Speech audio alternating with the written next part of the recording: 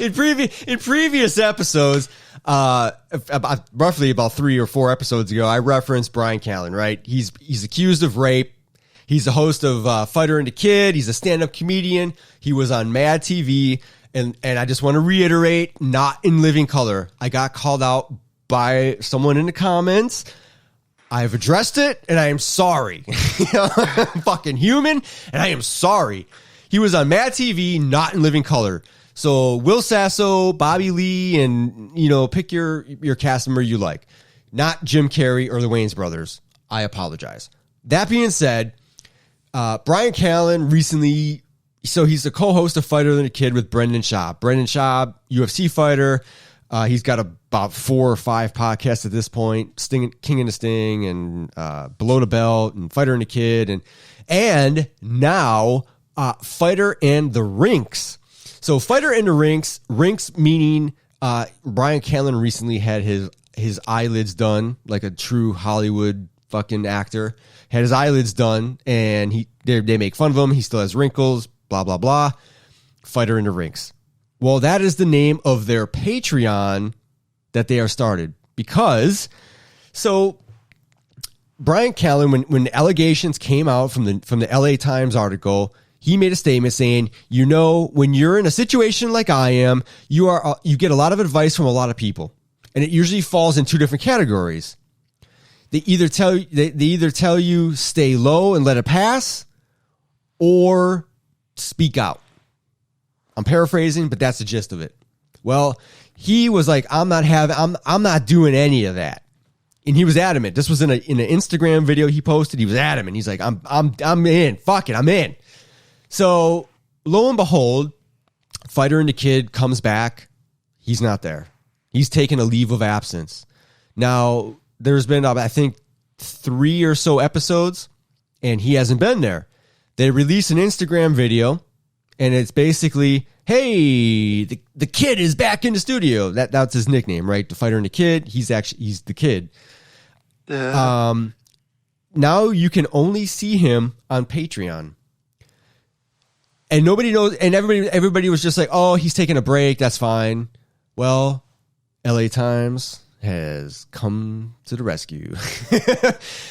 The reality of the situation is that according to Kast Media, now Kast Media, they were launched in 2016. It's a production company. They basically deal with the creation of premium podcast content. They got such things as King and the Sting. They got all of Brendan Schaub shows, King and the Sting, Fighter and the Kid. They got Theo Von shows, and there's a couple out there, a whole slew of other podcasts that I'm not familiar with. I've never listened to them, but they're definitely a player in the market. But as far as top podcasts go, they help. As far as I'm concerned, they help create compelling, according to their website. We partner with top talent to create compelling content for listeners and viewers. Blah, blah, blah, blah, blah. So basically, if you're successful, I'm sure they help get you out there and manage your content. Well, according to Kast Media, who the Fighter and the Kid are a part of, the reason why Bryan Callen hasn't been a part of it is because Bryan Callen is no longer associated with Kast representation of Fighter and the Kid. Further, Thompson, who runs Kast Media, said Kast has no association with Bryan Callen's activities on Patreon or elsewhere and is not aware of any plans for Callen to return to Fighter and the Kid. Oh, shit. Okay. So it seems... So I'm only bringing this up because of a few reasons. Podcasts are usually... I own the podcast, right? You and I own this podcast. Nobody's controlling us. And that goes for pretty much every podcast, so we think. Now, we saw this with at Barstool Sports with the 2 girls who have their little podcast where they talk about sleeping with guys and how big dicks are. Clearly they got 1 million views because they're hot and they talk about sex. It just is what it is, right? It's try-on hauls for YouTube, right? It's the same bullshit. Oh, God. But anyway, Barstool Sports, they're a part of. They got greedy. They wanted more money. Reality is Barstool Sports owns their content. Well, guess what? Apparently, Kast Media has a big influence on Fighter and the Kid. It really does. I wasn't aware of this, to be honest. I thought they were their own little spiel and they were just killing the game on their own. But apparently, Kast Media, they signed with Kast Media somewhere between 2016 and now. And they're like, yeah, well, we don't actually agree with your allegations, Bryan. So if you follow Fighter and the Kid, Bryan Callen hasn't been on. He's been AWOL. And they've had Josh Wolf and Jason Ellis and the co-host from Dr. Drew. I forget his name. Oh yeah, he's a good-looking dude, fresh ass hair. I mean, he's definitely it's just interesting because now Fighter and the Kid is not Fighter and the Kid anymore. And I'm bringing this up because whether they're true or not, I'm not going to say they're true. I'm not going to say they're false because I don't know. I mean, nobody fucking knows. The rape allegation was 20 years ago. 20 years ago. 20 years ago. The sexual assault allegations, they spanned the spectrum. One girl was in New York for 4 years, claims she didn't know Bryan was married. She's getting therapy because she's traumatized, blah, blah, blah, blah, blah. I'm not going to discredit her. I don't know. She's very passionate. All these women are very passionate about they were wronged, and he's very adamant he's not. Now, his position is to be expected, but who knows?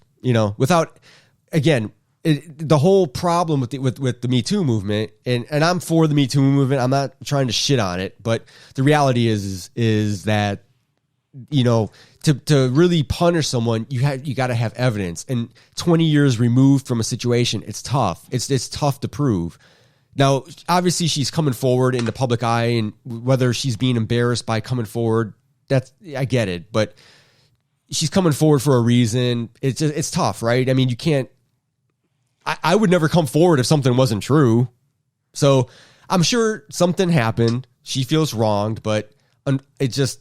20 years is 20 years. And I mean, I hope the LA Times and I hope that there's something there that can justify their accusations and whatnot. I'm not hoping he's punished, but I'm not, I'm saying that he's 100% innocent. I'm just putting this shit out there because the reality is at the end of the day, it's you need to be guilty by evidence, not accusation, right?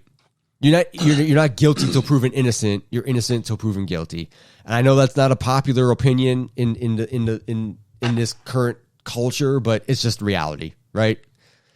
So it'll be interesting to see what happens with Fighter and the Kid, man. I don't know. I mean, I got to be honest. I've watched it for probably 4 years now. I've watched it since probably 2016. So, damn, it'll be interesting because. You can only see him on Patreon.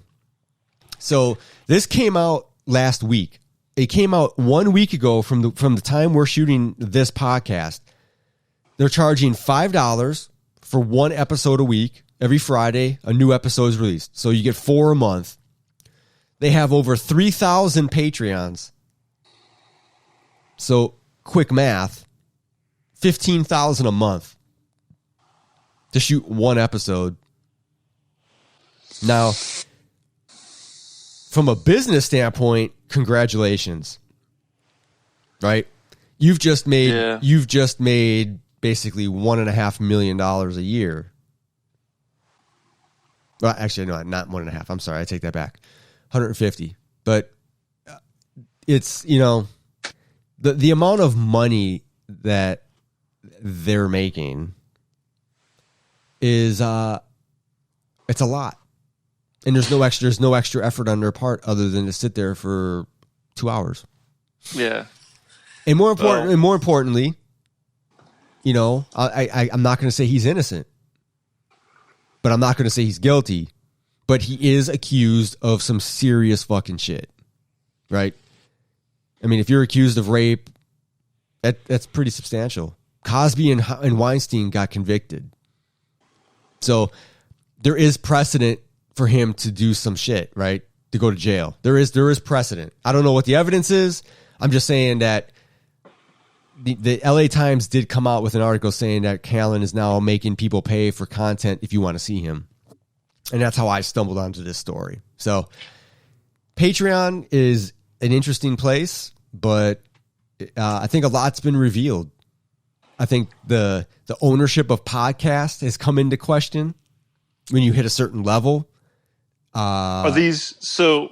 Do all those guys, they don't own any other podcasts? It's all owned by another subsidiary? Is that what I don't know. I to be honest, this Kast Media this is the first time I've heard of it.